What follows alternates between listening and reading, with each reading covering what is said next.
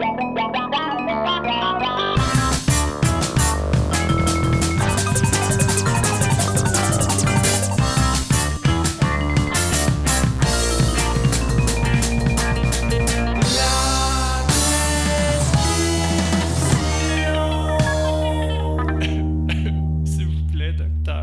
le bonjour, chers amis. Bienvenue à une autre prescription avec votre chaleureux, somptueux, moelleux Docteur Frédéric Lambert. Oui, je suis là. Et aujourd'hui, eh bien, écoutez, on est le 19 décembre 2022 et ce qui veut dire que demain, c'est mon anniversaire. J'aurai 42 belles années, belles bougies derrière mon corps. Et ça se passe bien à date. Pas trop une grosse crise existentielle normale. Mais surtout, se sentir chanceux d'avoir de côtoyer des gens formidables. Et je pense que ça fait partie du plaisir de vieillir, c'est de se dire, qui sont ces gens qui ont marqué notre parcours? Et aujourd'hui, c'est quelqu'un que j'aime beaucoup. C'est quelqu'un dont j'ai eu le privilège d'appeler patron pendant un été de temps. Ouais, je l'appelais patron, je l'appelais boss. C'était mon maître, c'est celui avec qui j'ai fait de la radio et on a eu beaucoup de plaisir. Et c'est quelqu'un de formidable et qui a une personnalité publique intéressante, qui est assez humoristique, mais j'aime penser qu'aujourd'hui, je vous offre un autre angle de cette personne que j'affectionne terriblement. Et c'est ce cher Jean-Sébastien Girard.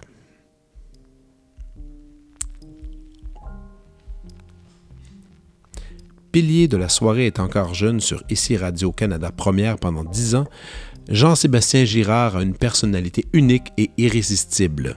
Son humour caustique, son sens de la répartie acéré, à ses références décalées en font un animateur à la verve inégalée. Jean-Sébastien s'est distingué au fil des années grâce à des projets originaux dont il a signé ou co-signé la conception. On pense à la soirée JSG, reçoit lors des rendez-vous du cinéma québécois, l'émission Les Bronzés font de la radio et le balado Vos vedettes sur le grill. Il a notamment collaboré aux émissions Les Échangistes, Entrée principale, Votre beau programme, C'est juste de la télé, et Esprit critique où il recevait diverses confidences d'artistes invités avec le questionnaire de Jean-Sébastien. Nommé plusieurs fois au Gala des Oliviers et des Gémeaux, il met la main en 2016 sur l'Olivier du meilleur sketch humoristique pour sa recette des Mac Cheetos à La soirée est encore jeune. Il remporte également en 2017 le Gémeaux du meilleur texte en humour pour La soirée est encore jeune. Et en 2022, il remporte grâce à sa chronique Nom d'une pipe, tout sur le sperme, l'Olivier de la catégorie capsule ou sketch humoristique de l'année pour La soirée est encore jeune. Jean-Sébastien est un des collaborateurs réguliers du talk show de fin de soirée Bonsoir, bonsoir à Radio-Canada, en plus d'animer l'émission estivale JS Tendresse à ICI Musique. En 2023, on le verra sur scène dans son premier one-man show intitulé Un garçon pas comme les autres. Chers amis, je suis fier de vous présenter mon ami Jean-Sébastien Girard.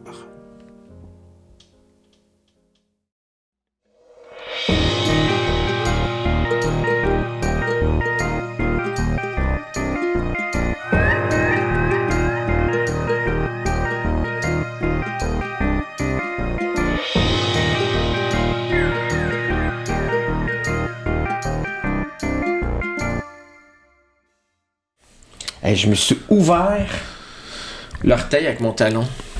Attends, redis la phrase. Je me suis ouvert l'orteil. Je me suis ouvert l'orteil avec mon talon. Tu fais-tu comme à parler pour parler? Qu'est-ce que tu veux dire? C'est comme la conversation commençait comme 20 minutes avant, puis là, il ne savait pas, puis là, la caméra ouvrait, fait qu'il n'y avait jamais d'ouverture. Ouais, puis ça faisait que c'était déjà installé. Exactement, parce que si on dit les vraies choses, on s'est dit installe donc ton micro comme il faut. Bon, tiens. Ouais, il faut que je m'approche, il est quand même assez unidirectionnel, c'est ça? Oui, c'est bon. Peux-tu le monter un peu? Non, tu peux pas le monter. Faut vraiment que je sois penché comme ça toute la soirée? Veux-tu qu'on s'assoie par terre ou... Ça peut être comme ça, là. Attends, mais c'est vrai que t'as grandi depuis la dernière fois. Penses-tu? Je sais pas, ça se peut. Je commence à rapetisser, je parle de ton ego. Non, je pense que mon ego était... OK, je pense que t'as compris. Arrête d'y toucher, là. Ah oui? Qu'est-ce que je fasse? Ça va faire ça là, puis parle. Okay. T'es pas obligé d'être collé dessus, là. Parfait, tout se passe bien. Je m'entends pas bien. Ben, OK, tu t'entends pas bien. Tiens, attends une minute. Tiens, ça, c'est-tu bon? Magnifique. Bon, OK. Oui, là, je m'entends très bien. Super. Super. Comment je t'appelle maintenant? Parce que je me posais la question, parce que t'es une des personnes qui a le plus de surnoms que je connaisse. Puis je veux que le garçon y pense. On est avec ton premier nom, Jean-Sébastien. Oui, ça, c'est mon vrai nom. Jean. Petit Jean. Petit Jean. Jeannot. Jean-Seb. Jean-Seb. C'est rare, Jean-Seb. Dans l'entourage, il y a personne qui s'appelle Jean-Seb. Je pense pas, non? Bon. Jean-Seb, je pense pas. Mayoche. On m'appelle beaucoup Mayoche. Des intimes. Ouais. Il y a quoi d'autre, il me semble? Il y en avait JS. Ouais. Mais c'est beaucoup Jeannot de plus en plus. Même mes proches m'appellent Jeannot. Même ta maman? Non, Non, ma mère, elle comprend pas Jeannot. Jean. Je sais, Jean, quand même, Jean, ça aussi, les gens le Jean, disent. oui. Les gens proches, mais oui, Jean. Mais la ouais. question pourrait se poser, c'est quoi que tu préfères? J'aime pas mal tout. Il y a juste quelqu'un l'année passée qui s'est même appelé Sébastien. Je trouvais ça d'une laideur incroyable. J'étais comme, il y a tellement d'options. T'es pas un Sébastien! Je suis zéro à Sébastien, puis c'était quelqu'un de qui j'étais pas très proche. Ah, en plus! Puis qui c'est voulait encore être proche, pire. tu sais. OK. Puis je suis comme, non, il n'y a jamais personne qui m'a appelé comme ça, puis t'as pas l'autorité de m'appeler comme ça. Là. Mais il y a des gens, même, des fois, qui... Ouais, puis c'est ça, c'est une espèce d'autorité. Moi, j'ai un ami... Guillaume Girard, pas ton cousin. Oui. Lui, j'avais raconté toute l'histoire de pourquoi mes parents m'avaient baptisé Frédéric, parce qu'il était avoir une date, puis la première date c'est au cinéma, c'était un film de Federico Fellini. En hommage, il était fancy, mes parents, ils venaient de Joliette, mais ils étaient capables. Puis finalement, ils ont décidé, Frédéric en hommage d'eux, et lui, prendre ça, puis il a fait... Ah, moi, je t'appelle Rico. Il m'appelle Rico. C'est cute, ça. Puis c'est la seule personne qui m'appelle Rico. Mais c'est le fun que, j'ai une de mes meilleures amies, Sophie, elle m'appelle Johnny. C'est la seule qui m'appelle comme ça. Je trouve ça le fun d'avoir des surnoms propres à chaque personne. Mais contrairement au maudit fatigant qui t'appelle Sébastien. Sébastien, ça me violentait, là. Mais tu lui disais... Non, même moi, je considérais que j'étais pas assez proche pour lui dire que ça me gossait. C'est quelqu'un que je vois plus, là, mais Sébastien. On le salue. Hey. Ouais, j'étais avec Sébastien. Non, genre. Sébastien. C'est très laid. Il y en a on connaît des Sébastien quand même. Ton ami Sébastien Diaz, tu sais. Ah, lui, c'est un Seb? Seb, tu l'appelles Seb? Ben non, je l'appelle pas. Tu l'appelles? Ben non, mais c'est pas mon ami. On se voit sur des plateaux, tout ça, mais je l'appelle Sébastien. Je suis pas assez proche pour le surnommer, là. Mais non. Non. Mais là, qu'est-ce qui se passe? Là? Écoute, regarde, moi, je suis content qu'on se parle parce que je réfléchissais un peu à toi, puis je me disais, hey, c'est quand même drôle, j'ai quand même été là dans les débuts de ton ascension. Quelque part, un peu. Oui, tout à fait. Dans un étrange sens, tu étais déjà à Radio-Canada depuis un bout à faire toutes sortes de chroniques, à plein d'émissions. Là, on a fait le truc qui s'appelait Les Bronzés font de la radio. Là, t'animais. Et là, par après, je veux dire, ça n'a pas arrêté. Là. Mais t'avais déjà la soirée, t'es encore jeune depuis une saison. Ouais. Mais c'était les débuts. Puis là, maintenant, là, t'es partout. Question bête. T'es-tu heureux? Je suis super heureux. Ouais? Pour vrai, ouais. Je suis très heureux.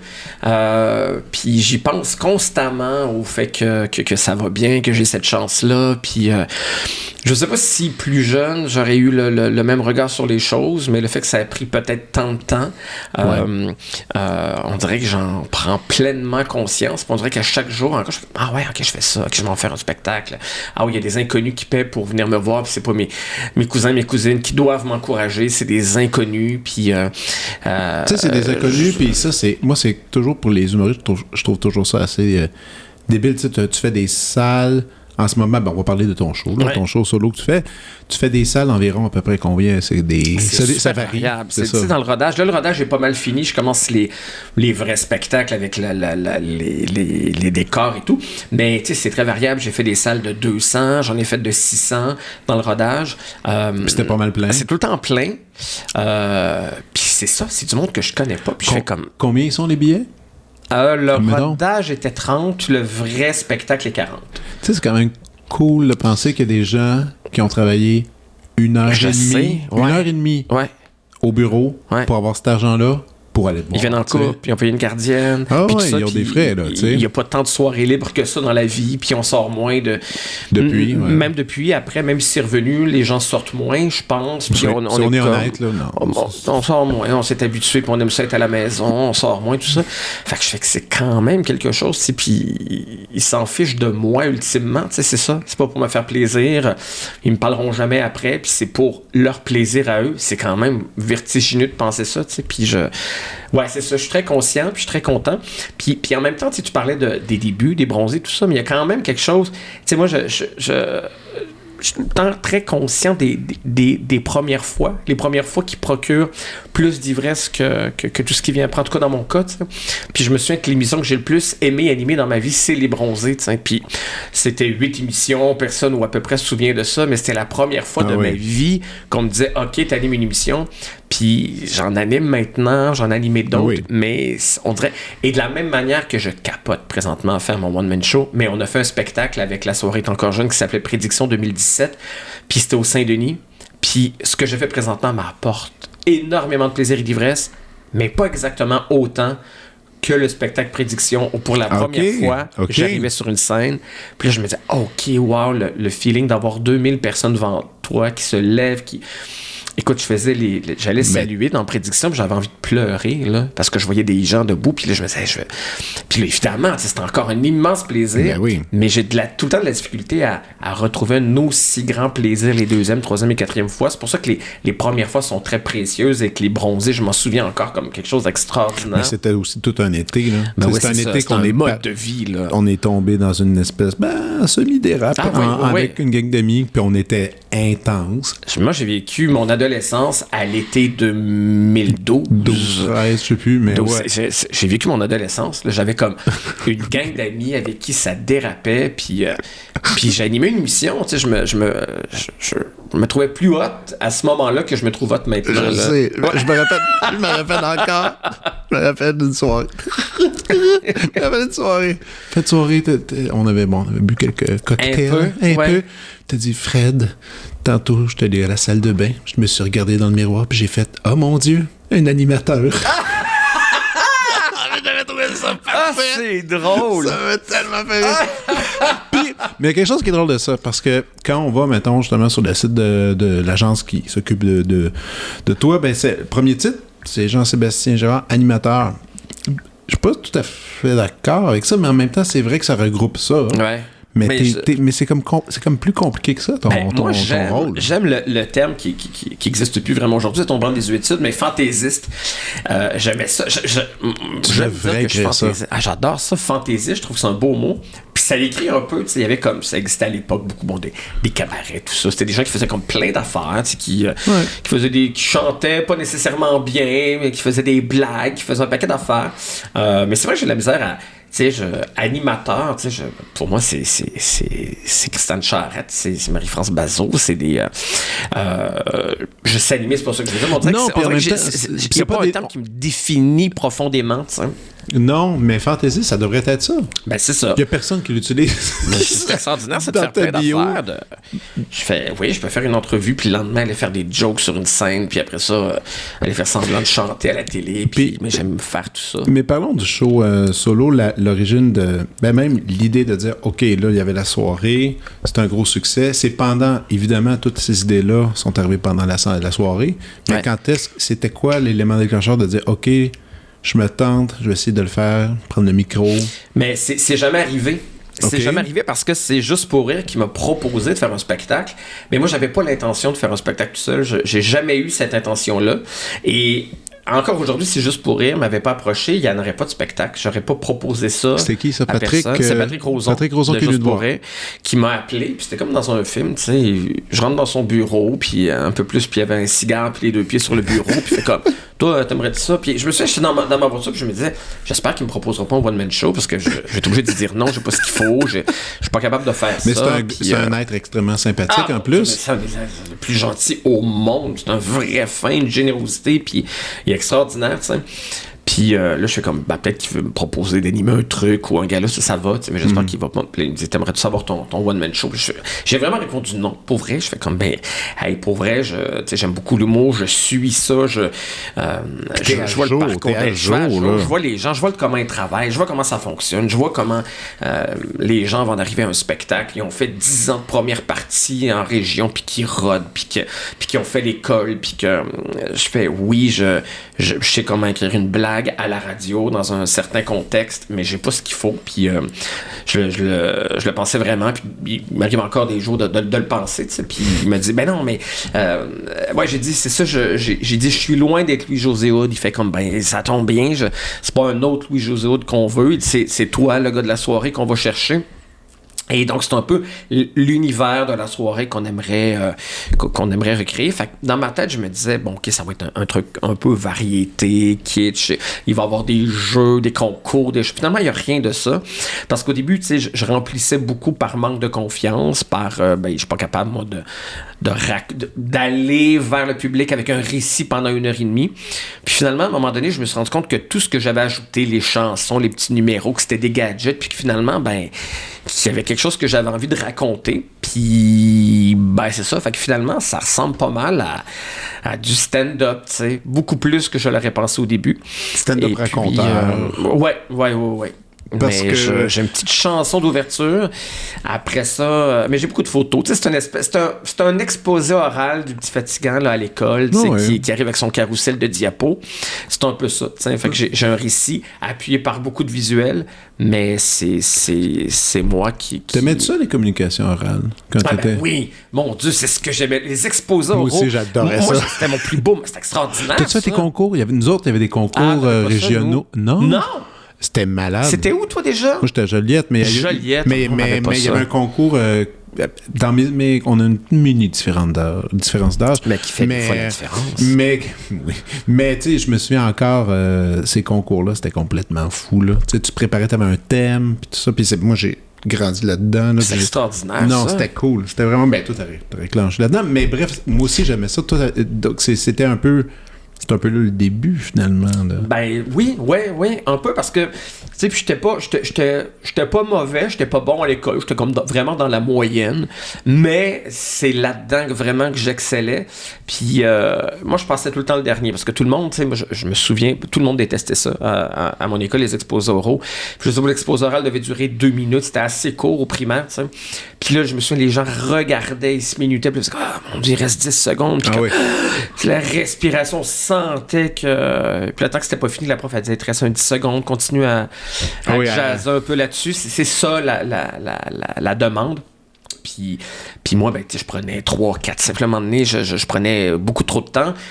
Puis la prof me disait tout le temps, maintenant, j'en suis que tu passes en dernier, tu prendras le temps qui reste. Puis des fois, il restait 15 minutes. Puis, tu sais, j'arrivais avec des accessoires, c'était vraiment un petit spectacle que je présentais. Puis je me rendais jusqu'à la cloche, tu sais. Je me souviens il fallait raconter, c'était simple, là, c'était tout le temps, raconter votre temps des fêtes le 5 janvier, tu sais. Mais là, tu sais, moi, je racontais ça, mais j'amenais les cadeaux que j'avais reçus. J'avais les costumes, parce que je recréais des personnages du bye-bye que j'avais aimé. J'écoutais le bye-bye avec ma grand-mère. Je me suis c'était drôle, Dominique, elle faisait ça, puis là, j'apportais des lunettes, plus comme beaucoup trop de détails. Ma mère est allée passer 2 jours à Ottawa, je me souviens que j'avais apporté le billet de train de Villarais, puis je l'ai montré à tout le monde, voici le train de ma mère qui est allée passer. Puis donc, mais c'est vraiment les plus beaux moments de mon primaire, c'est les exposés oraux. J'adorais ça.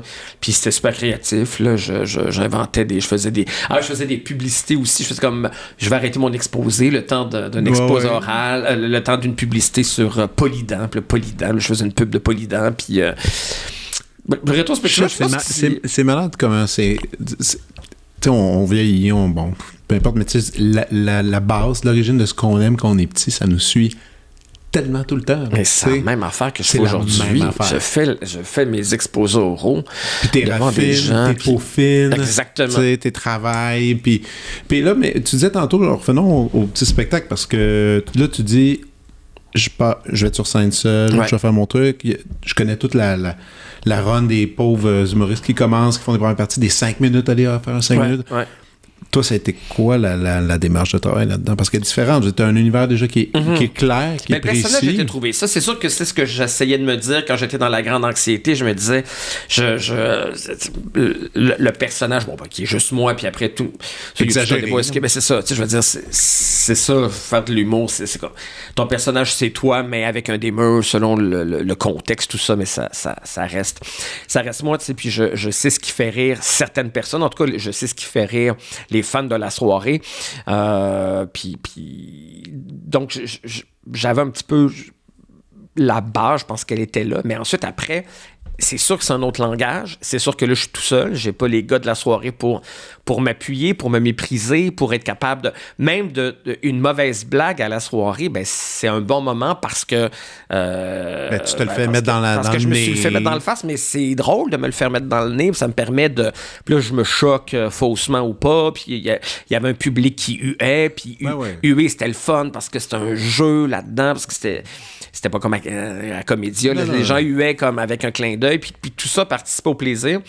Et là, je me disais, je vais être tout seul avec le public, mais je l'ai pas beaucoup senti, tu sais. Rapidement, en fait, c'est ça, c'est que je pensais que tout le rodage, ça allait être plus laborieux que ça. Je pensais que ça allait être plus cruel, en fait, que j'allais trouver ça plus violent, que j'allais me dire, OK, mais ça se peut pas, puis que j'ai des 30 minutes à retrancher. Là, il faut tout que je réécrive. Puis évidemment, de mon premier rodage, je suis rendu au 30e, il y a eu beaucoup de choses qui est rentré puis qui est parti. Oui, c'est ça. Mais c'est quand même l'essence même du spectacle. Le fil rouge est resté puis ça fonctionne, tu sais.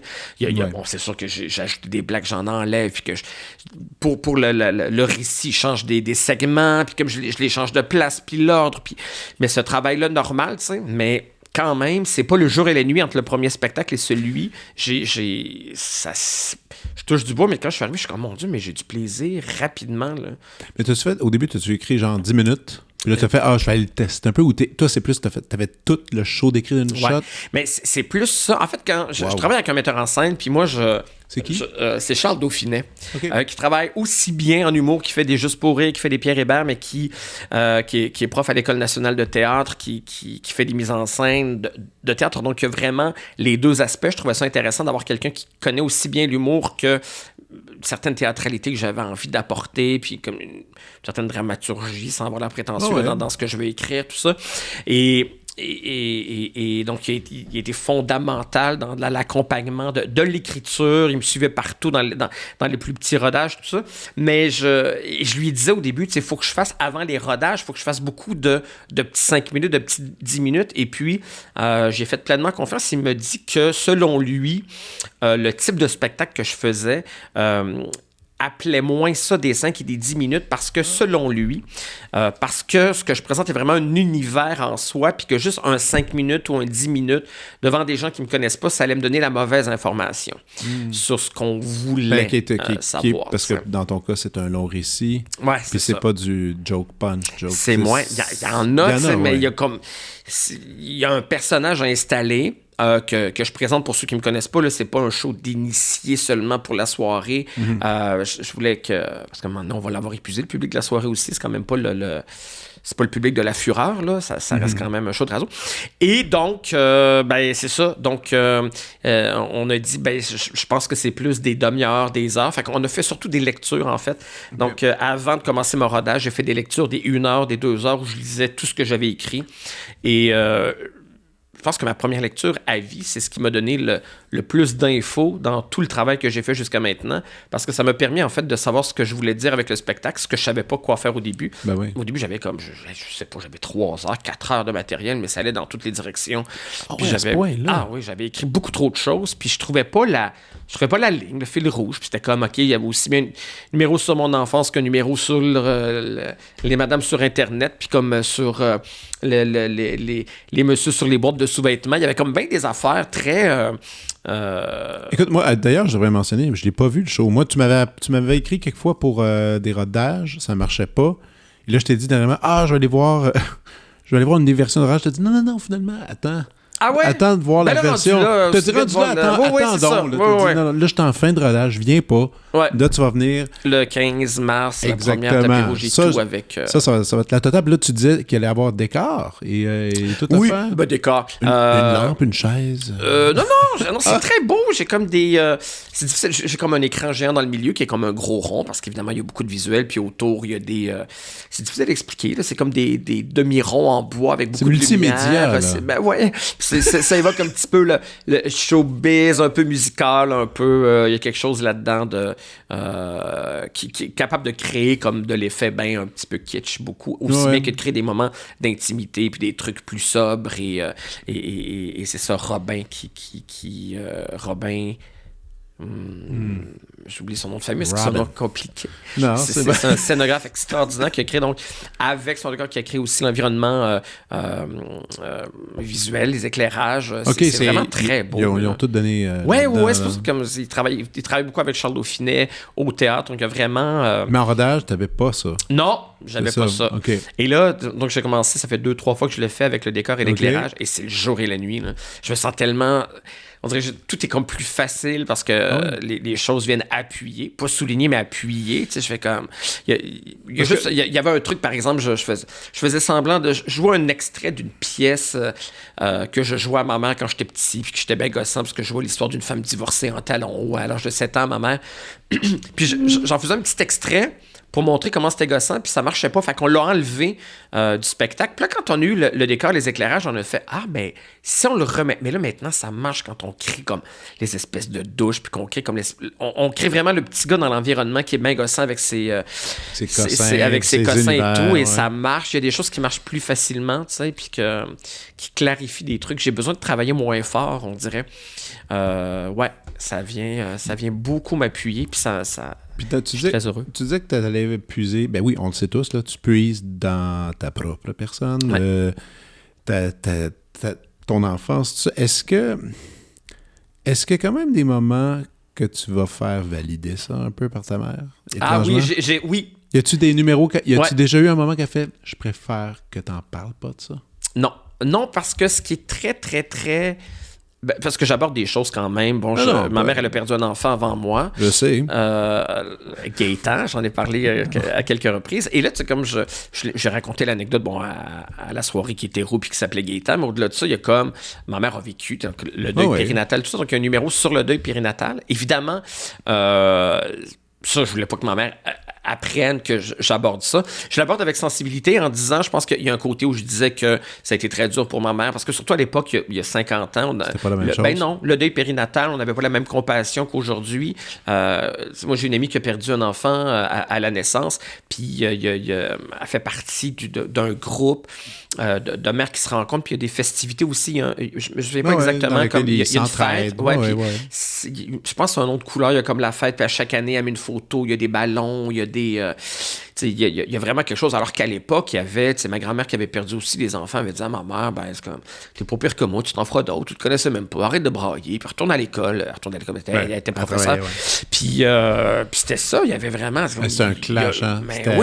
Aussi comme ta grand-mère et comme ma grand-mère, mon arrière-grand-mère a vécu la même chose, elle en a perdu je sais même pas combien. Puis c'était comme, c'est la vie. On réessaye. T'as la dure. Puis c'est un signe de faiblesse de montrer de l'émotion de ça, tu sais, puis... Donc, j'aborde, oui, d'un point de vue humain, le deuil périnatal d'il y a 50 ans, puis ça étonne beaucoup les plus jeunes qui font comme, ben voyons que c'était comme ça, puis qu'on a dit des énormités comme ça, ben je fais comme, ben c'était vraiment l'époque. Puis après ça, oui, il y a des blagues de bébé mort, tu sais. De ton frère. C'est ça, tu sais, puis il y a des blagues quand même. Puis ça, évidemment, ma mère, je lui ai vraiment demandé, est-ce que tu trouves ça drôle que je dise, que je te fasse des blagues sur... Puis bon, oui, elle accepte, mais... puis en fait, ce que je fais, c'est faire des blagues très intenses sur ma mère, mais c'est le moment où les gens, quand même, beaucoup ma mère, ma mère a mis ça dans le spectacle, les gens, comme quand je ridois, ben oui, c'est une star! Quasiment plus que moi, quand on est là, puis que les gens viennent prendre des photos avec elle, là, c'est sûr. avec elle, puis le monde tripe sur ma mère, puis quand je fais une blague, c'est comme... très edgy sur elle, ben là, genre, je me tout le monde essaie de la regarder. Là, puis ils se retournent, ils savent où, parce que je la présente au début où elle est, puis les gens sont à sa défense, fait que... Mais non, mais j'étais juste curieux de l'approbation de ça, parce que ça demeure... Pas tellement... beaucoup, mais il y a des choses intimes. Des fais choses beaucoup blagues, intimes, tu sais, puis des fois, peut-être qu'il y a des gens, des membres de famille qui peuvent dire « Hey, ça, ouais, je pense que tu es déjà allé toucher un peu vers les cousins, cousines. Ça, est-ce qu'il y en a d'autres membres de famille extérieure qui ont dit « Hey, j'aurais apprécié avoir été consulté là-dessus? » Je parle du fait que mon père a laissé ma mère pour sa meilleure amie. Oui. Mais elle a une fille, cette meilleure amie-là, qui s'appelle Sylvie. Qui est ta demi-sœur. Ben non. Non, parce que mon père l'a pas eu. Quand mon père est parti, cette fille-là vivait déjà. Ah, OK, parfait, je comprends. D'accord. C'était le beau-père de cette fille-là. Qu'une fille avec qui je suis en contact par réseaux sociaux encore aujourd'hui, puis que j'aime bien, être un peu plus vieille que moi. Donc, quand j'étais petit, elle s'occupait beaucoup de moi et tout. Ah oui. Et donc, je parle quand même de la manière très dure, les mots très durs que ma mère avait envers sa mère et tout. Et je sais qu'elle va venir voir le spectacle à Laval.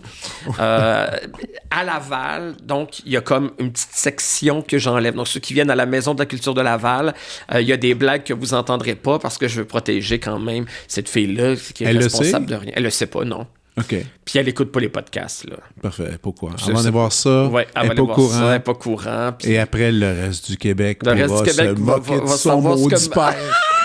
Puis ce que ma mère disait de sa mère, tu sais. Mais... mais c'est gentil, ça. Ben, tout à fait. Je veux dire, c'est un bon cas. Ça n'a rien à voir avec elle. Puis sans la consulter. Attends, mais c'est sans la consulter. Tu as décidé ça tout seul. Ouais. Elle n'a pas à subir ça. Elle n'a rien à voir là-dedans. Puis j'essaie, par exemple, j'ai des blagues d'Éric Salvaille, mais quand je suis allé à Sorel, je les ai enlevées.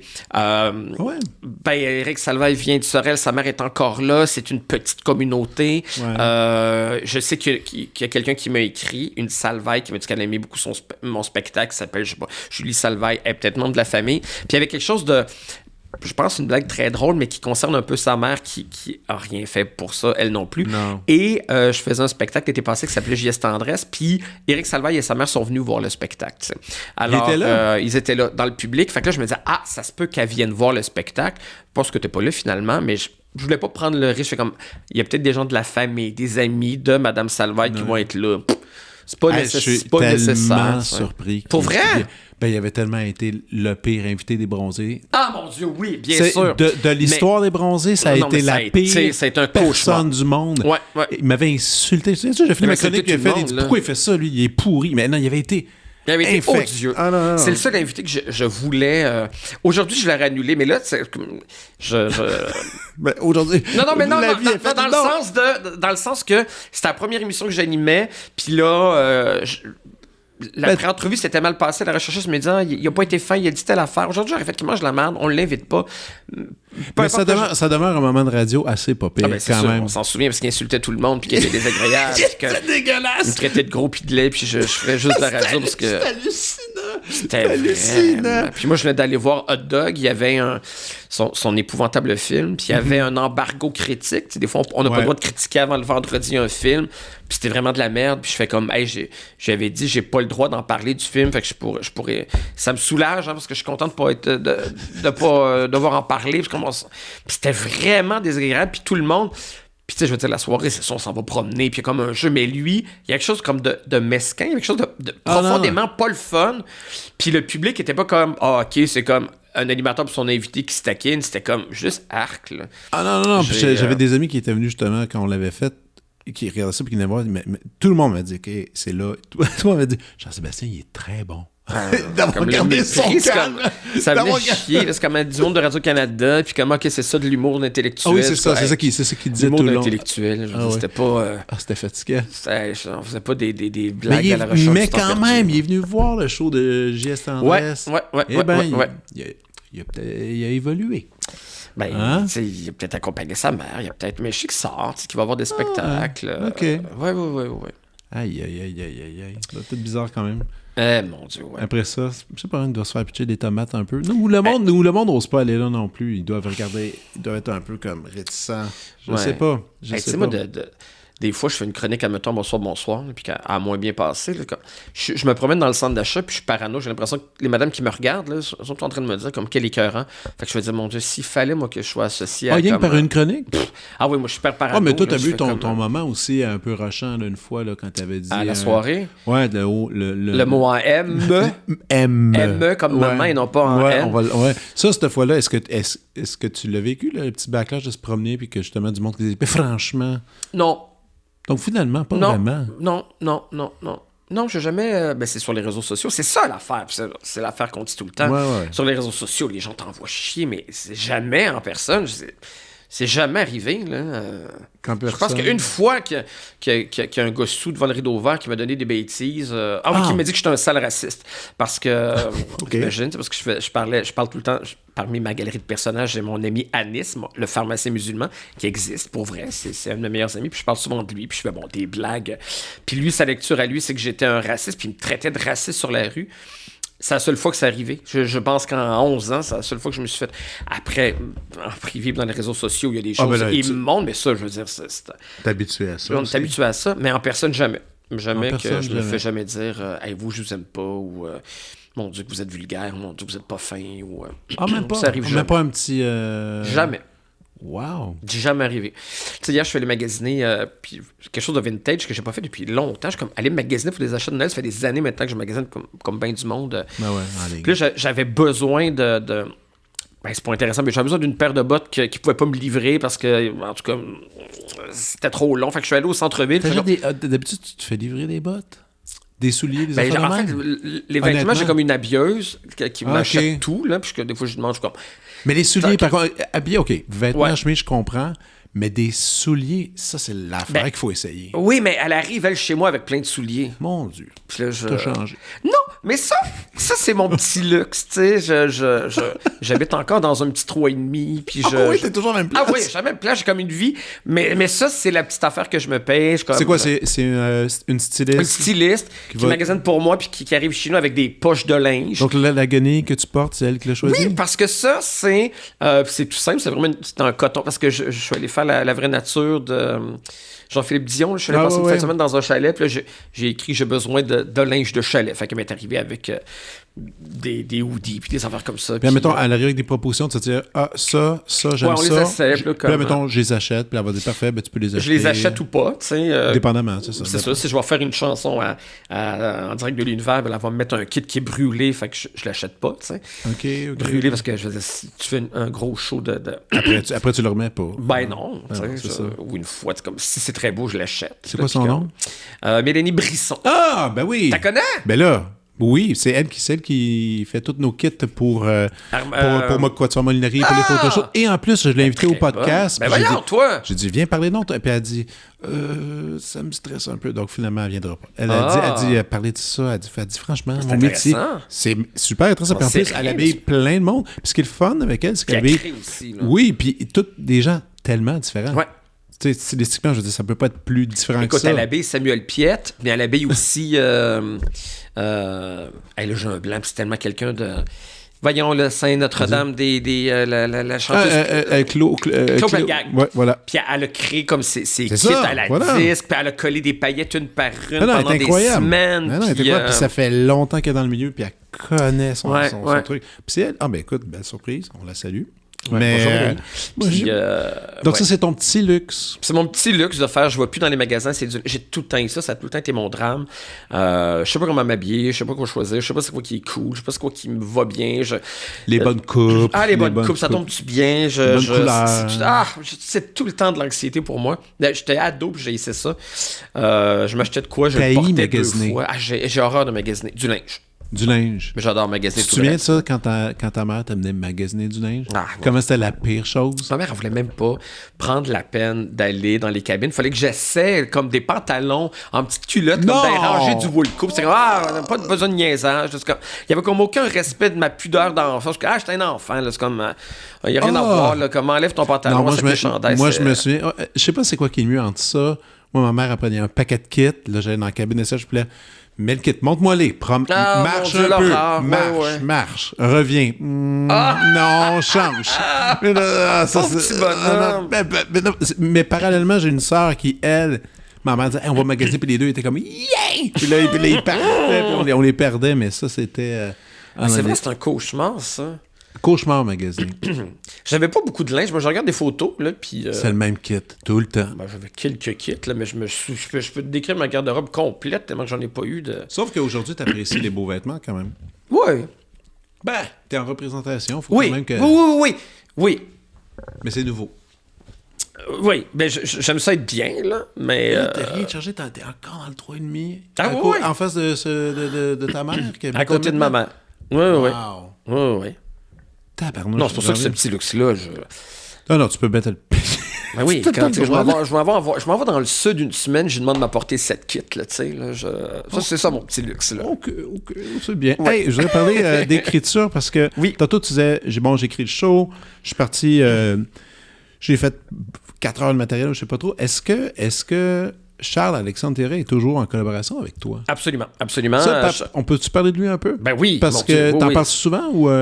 J'en parle pas souvent, mais j'adore quand j'ai l'occasion de le faire. Parce que moi, bon, je le connais, on habite dans le même quartier, je le connais aussi de Radio-Canada il y a plusieurs années. C'est un gars que j'adore. C'est une personne extraordinaire pour multiples raisons. Premièrement, il y a le métier de la radio, mais dans tous les sens. Il a été recherchiste, il a fait de la réalisation. Mais je sais que vous avez une relation super particulière pour l'écriture. C'est mon Fred Saint-Gelais, là. Je veux dire, on est un tandem, là. On est vraiment... on a le même CV, lui et moi. On travaille sur les mêmes projets. Mais c'est arrivé à quel moment, cette espèce de dire hey, on écrit ensemble un peu? C'est vraiment drôle parce que, en fait, c'est comme un espèce de coup de foudre. Ça ressemble vraiment au coup de foudre amoureux. J'ai une amie qui s'appelle Marie-Pierre, qui était recherchiste à l'époque à 2 Hommes en Or, Marie-Pierre Ouellette. Okay. J'allais des fois la voir à son bureau, puis ils étaient 2 recherchistes, puis il y avait Charles-Alexandre qui était à côté. Puis je le trouvais donc drôle, il faisait des blagues, puis il me faisait rire, je le faisais rire. Puis j'étais comme, il est bien hot, ce gars-là. Puis je me souviens, comme, quand je revenais d'être allé les voir, on allait manger un cornet de crème glacée ensemble, tu sais. Puis là, je revenais, puis là, j'écrivais, je faisais des commentaires drôles sur son Facebook, puis lui, il répondait. Puis quand il me répondait, j'étais comme content, j'étais comme, OK, il me trouve drôle, on se trouve drôle. Il y a quelque chose de... un rapport de séduction, comme dans tout, dans la vie, dans l'amitié, dans un paquet d'affaires. Mais par l'humour, c'est super. Là. Puis je faisais comme, hey, j'aime ce gars-là. Puis là, il est venu travailler à La Soirée est encore jeune. Assez rapidement, je pense la 2e ou 3e année. Mais il faisait quoi encore à ce moment-là? Il faisait de la recherche? Il a commencé... Du booking, des dossiers. Après ça, commencé à la soirée est encore jeune, à la journée, les entrevues sont... Il y a un canevas souvent très humoristique qui sont écrits par des recherchistes qui ont une grande importance.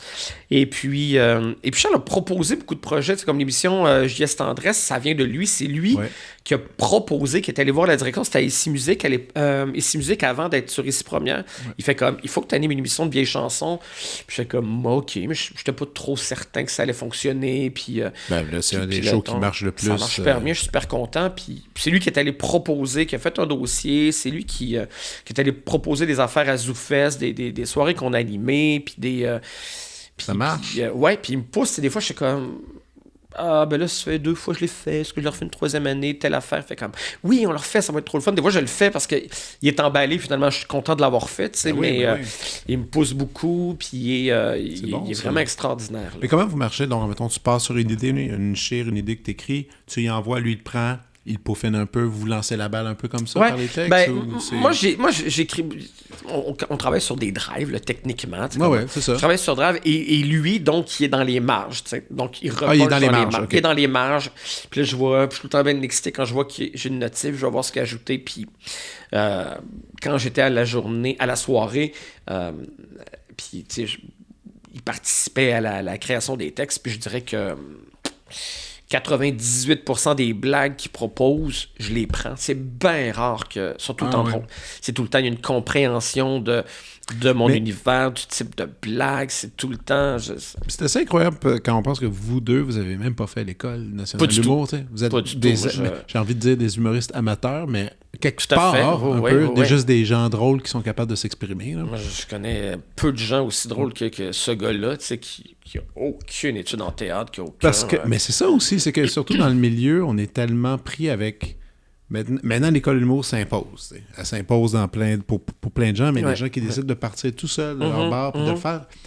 Je écoute, il y en a combien? Dans le milieu qui réussissent en ce moment, il n'y en a pas de temps. Non, ouais. Non, c'est un... Puis probablement que si j'étais plus jeune, que j'avais comment... Parce que l'humour est arrivé comme sur le tard, un peu par hasard, mais sûrement que si j'aurais fait l'école, si j'avais été plus jeune, puis que c'est ce que j'avais voulu faire, puis comme... Tout est arrivé, puis bon, la soirée a été mon école d'une certaine façon, tu sais. Ça, c'est clair, ouais. Mais au début, c'était pas... Oui, non, au début, c'était drôle. Oui, c'était drôle. T'as toujours été drôle dès le début, en fait. Oui, mais avant la soirée, je voulais... c'est ça, je pense que j'étais un peu drôle dans la vie, mais je pensais juste que j'étais niaiseux, tu sais. Mais pour vrai, là, je faisais comme, OK, je suis un peu différent parce que je dis des affaires qui ont... Parce que je suis un peu bizarre, un peu intense, puis je dis des affaires que... Mais j'ai jamais identifié ça comme étant un potentiel talent d'humoriste ou de faire rire, de faire payer des gens pour écouter mes affaires drôles. Ouais. Il y a 13 ans, 12-13 ans, tu m'aurais dit ça. Le mais gars il y a 12-13 ans, c'était avant le début de la soirée, j'écouterais l'entrevue que je suis en train de... Je suis comme, mais qu'est-ce qui s'est passé à ce gars-là mais il y a 12-13 ans, ce gars-là, il s'enlignait pourquoi exactement? Qu'est-ce que tu pensais accomplir dans ce temps-là? Ah, c'est intéressant. Je pense que je me dirigeais vers une crise de la quarantaine. J'imagine que j'ai pas eu parce que ma vie a changé un petit peu avant 40 ans. Ouais. Mais j'y repense souvent, je me dis, si la soirée n'était pas arrivée, qui a complètement changé ma vie, qu'est-ce que je ferais maintenant? Tu sais, moi, j'étais recherchiste, puis j'ai adoré ça, puis je le répète souvent, c'est un métier que j'aimais beaucoup. Il y a beaucoup de gens qui me font comme « Hey, mais t'as tellement travaillé, c'est tellement le fun que tu sois rendu. » Oui, j'ai travaillé, mais je veux dire, j'ai pas vécu la misère. J'étais pendant 15 ans, j'étais recherchiste à temps plein sur des émissions extraordinaires à Radio-Canada, bien rémunéré pour le faire, dans des super bonnes conditions. J'ai rencontré des gens formidables. Je suis pas comme un comédien qui obtient son rôle après avoir travaillé dans des Dunkin' Donuts pendant 15 ans au salaire minimum. Non. J'ai pas rushé dans la vie, là. Rapidement, ça fait presque 25 ans que je suis à Radio-Canada et j'ai aimé ça, j'ai tripé à être recherchiste, mais probablement que j'aurais eu l'impression que j'étais sur le bord d'avoir fait peut-être un petit peu le tour.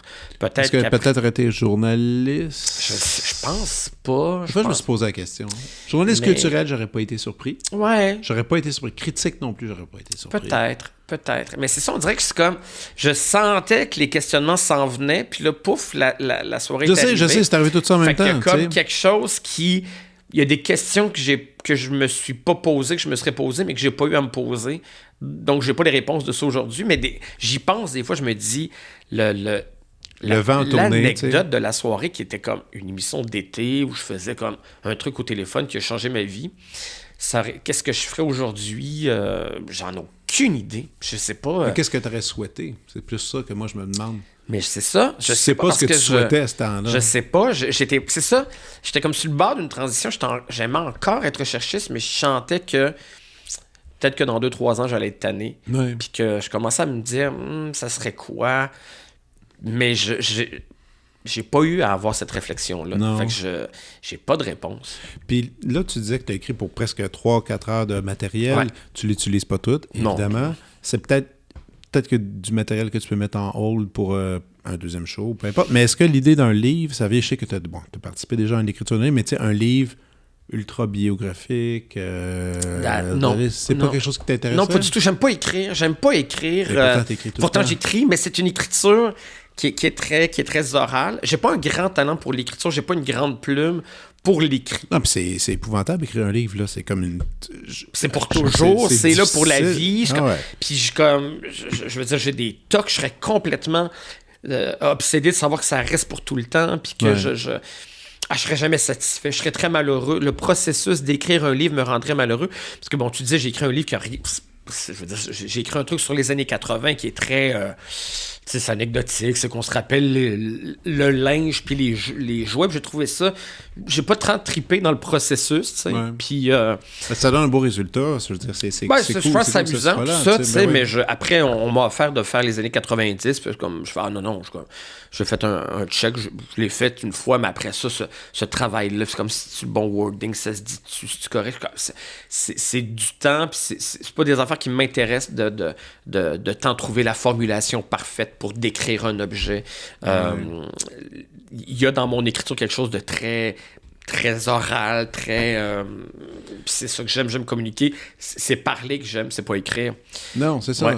Est-ce que tu conserves à la maison tous ton contenu audio que tu as créé depuis que tu en fais? Ou... Audio, non, j'ai absolument Non? rien. J'ai rien. T'as rien gardé? C'est le fait que, tu sais, quand j'ai commencé, moi, le web était là, tout était là. Non, je sais, mais tu sais, ou de faire des dossiers pour garder des épisodes, des affaires. J'ai rien. T'as rien gardé? J'ai rien. Wow! C'est étrange, hein? J'aurais pensé que t'aurais collectionné tout ça. Quelque Zéro. part dans Non. une... J'ai rien. Des fois, j'y pensais, je me disais, hey, Jean-Sébastien, la quantité de matériel audio, de blagues que t'as, J'ai rien. c'est Il n'y a rien sur mon gigantesque. disque dur. Sur ma page, il n'y a rien, là. J'ai rien. Wow! J'ai même pas d'appui. Probablement qu'à une autre époque, tu sais, j'aurais au moins des VHS, des grandes émissions que j'ai fait. Je disais, mon direct de l'univers, je l'ai même pas. Là. J'ai rien. Là. Ah non? Ouais. Le pire, c'est que ça peut tout disparaître, ces affaires-là. C'est ça que je me disais Ben, l'autre je fois. sais. Faut faire attention. En tout cas, si tu veux garder des souvenirs. Oui, mais c'est le temps de demander des trucs aux autres. Là, je m'en allais dire, je pourrais me faire des CD, mais même ça. Faire des CD. Non, c'est d'avoir ça, des fichiers. C'est d'avoir des fichiers. Il faudrait que j'ai des fichiers de certaines choses importantes. Là. Vraiment? Parce que moi, l'autre fois, tu vois, même moi, l'autre fois, je cherchais. Quelqu'un m'avait parlé d'une chronique que j'avais faite à Medium Large. Je vais essayer de la trouver, mais de 5 ans, ben, il n'existe plus. Ah non. Faut que tu demandes aux archives, mais là, faut que tu Ben, payes. je pense que ça va aller. Mais il aurait fallu qu'à l'époque, je sauvegarde ça. Ouais. Mais on j'ai pense mis. pas à faire. Parce qu'on pense que, justement, parce que c'est dans le web que c'est là pour toujours, ben non. Non, donc c'est que dans le fond Les d'archives. moteurs soutiennent pas tout. Puis, ouais. C'est fou quand même. Ouais, fait que quand on fait un bon coup, on devrait avoir le réflexe de le garder. Ouais. Ben, même les bronzés, il n'y a plus rien. Tu sais que Non! ils l'ont. Ça n'existe plus. Moi, ce que je me suis fait faire, c'est. Je te le donnerai d'ailleurs, parce qu'on avait une perfo par semaine. Ouais. Des grandes perfos, là. Ouais. Jean-Louis-Jean Cormier qui revistait Ouais, le oui, char. c'est vrai, ouais. Ça, j'ai comme un fichier avec les 8 chansons, des 8 chansons pour qui vrai? reprennent ça. Ouais. Mais les émissions, on les a pas par contre. Non. C'est ça qui est drôle. Non. Il aurait peut-être fallu. L'autre fois, c'est des gens à qui j'en parlais et me disaient, hey, j'ai essayé de le trouver. J'étais, ça se trouve plus. Non, ça se trouve plus. Ça a Non. existé, mais c'est ça.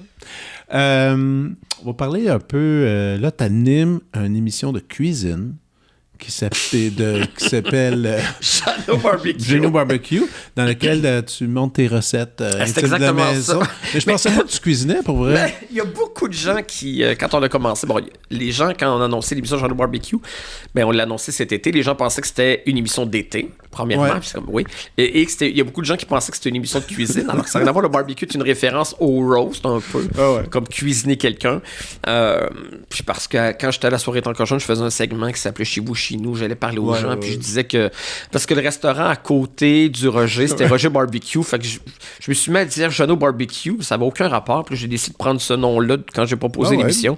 Je trouve ça beau, Shadow Barbecue.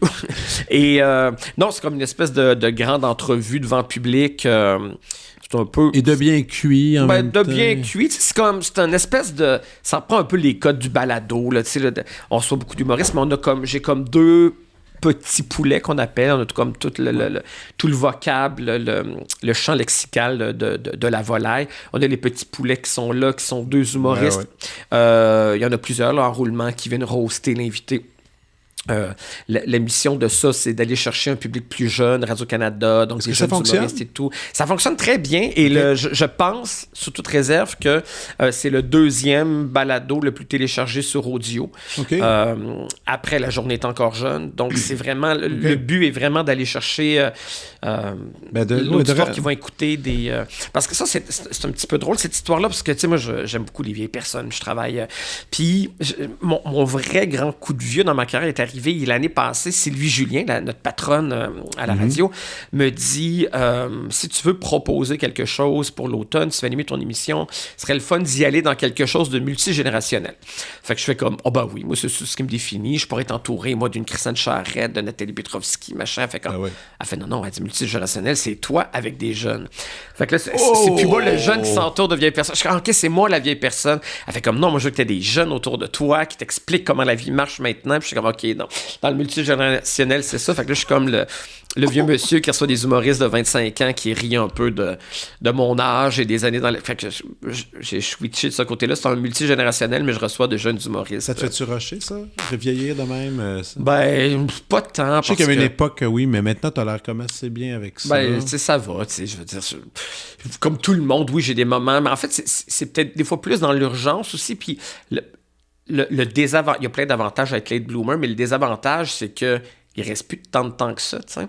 Comme là, c'est un one-man show, puis tout le monde, tu sais, quand on me présente, on fait comme Jean-Sébastien qui nous présente son premier one-man show, je suis comme, bon, calmez-vous, là, le premier, ce sera peut-être le seul, tu sais, j'ai aucune idée si je vais avoir envie de repartir, tu sais, puis comme, c'est, tu sais, comme quand je couche dans des hôtels miteux à Richemont, là, où la bolle de toilette est littéralement à côté de mon lit, parce qu'il n'y a pas de salle de bain, je suis comme, probablement qu'à 25 ans, j'aurais fait comme, c'est pas trop grave, comme, c'est comme je tripais à mon spectacle. Quand j'arrive dans mes chambres d'hôtel, je fais comme... Tant qu'il y a une TV... Il y a une TV, mais je fais comme, je serais mieux chez nous. On dirait que je trouve ça. Puis là, je me dis, cet hiver, tu sais, quand je vais partir avec mon char dans des tempêtes... C'est vrai que t'es tout seul. Je suis tout seul. Je suis pas en tournée avec une gang. T'as pas un directeur technique? J'ai un directeur technique, Dominique Couet, qui est formidable. Avec toi, qui, au moins t'as un peu de compagnie. Oui, j'ai de la compagnie, mais... Mais la tournée, c'est bizarre, c'est parce que t'en as pas beaucoup fait. Ben pas du tout. C'est ça, je commence tard, fait qu'on dirait que ça... Que c'est ça, que ça bouscule, c'est ça, alors que si j'avais fait de la tournée à 20 ans, 30 ans, comme à tout le monde, je serais habitué, mais là, je suis en train de m'habituer alors que je suis déjà un vieux garçon. Mais c'est une drôle d'affaire, la tournée. Mais oui. Quand tu penses aux bands, mais des bands, c'est une autre affaire. C'est ça, quand nous autres, on voyage, qu'on part en tournée, on est quatre. Là, vous avez quelque chose de... On a chacun notre chambre, après, on sort, c'est cool, mais t'es pas tout seul. Mais partir, moi, c'est ça, parce que je dis même tous les solistes, les grands qui partent tout seuls, c'est une vie de solitude. C'est ça, quelque chose d'un peu violent. Non seulement c'est une vie de solitude jusqu'au moment, juste pour l'heure que tu es sur scène, où est-ce que là... Ah ben oui, ça le vaut, c'est ça. C'est une expérience sociale ben trop intense, avec trop de gens. T'es trop aimé pour un être humain normal, puis les gens qui viennent après, puis que... Tu sais, j'ai une madame qui pleure, là, parce qu'il faut mon Dieu, t'as sauvé ma vie, parce que pendant mon traitement de chimio et tout, puis là, c'est comme tu vis des affaires qui se peuvent pas, puis les restaurants sont tout le temps fermés, là, fait que t'es comme... T'es un samedi soir, il est 10h, tu viens de vivre ce moment-là, puis là, tu as ta petite valise à roulettes, tu rentres au Holiday Inn Express, puis... tu bois du vin dans un verre de carton de salle de bain parce qu'il n'y a même pas de verre en vitre au Holiday Inn Express. Puis là, j'écoute Louis XIX. Là, je suis comme, je vais prendre une activement, je vais m'endormir à 11h, puis ça va passer plus vite. Tu sais. C'est comme quelque chose de... vin. À ne pas conseiller. Avec mon vin. Puis, c'est intense, je le savais, tout ça, mais T'es-tu encore anxieux? Parce que là, tu parles d'Ativan. Mais c'est pour la vie, là. Je te parlais d'Ativan, là. Oui. Même oui, je suis anxieux, puis je vais l'être toute ma vie, là. T'essaies-tu des affaires, je sais pas, un sport, méditation, machin? Je sais plus rien. Non? Tu t'as décidé? J'ai décidé, Anxiété, habite-moi, puis on verra ce qui arrive. Je vis avec. OK. C'est un coloc indésirable, mais j'ai arrêté d'essayer de le mettre dehors. Anxiété de stage pour la scène? Pas tant. C'est pas là que ça se passe. C'est pas là que ça se passe. C'est quand même... Puis je suis pas quelqu'un qui a j'ai le trac, évidemment. Là, comme tout le monde. Dieu merci. Mais rien de maladif, rien de... Puis on pourrait penser, parce que je suis anxieux, parce que il y a des affaires du quotidien que je gère super mal, alors que ça, qui est une grosse pression, puis comme j'ai eu un automne débile, j'ai animé une nouvelle émission, j'avais le spectacle de J.S. Tendret, j'avais partir mon show, je fais 30 choses, c'est gros, tu sais, pour ben des gens de l'extérieur qui font comme, comment tu fais, alors que... Mais où l'anxiété de bord? Et dans le médical, et dans le... Je vais pas passer mes examens parce que j'ai trop peur, parce que ça fait 25 ans que j'ai pas passé de prise de sang, puis que...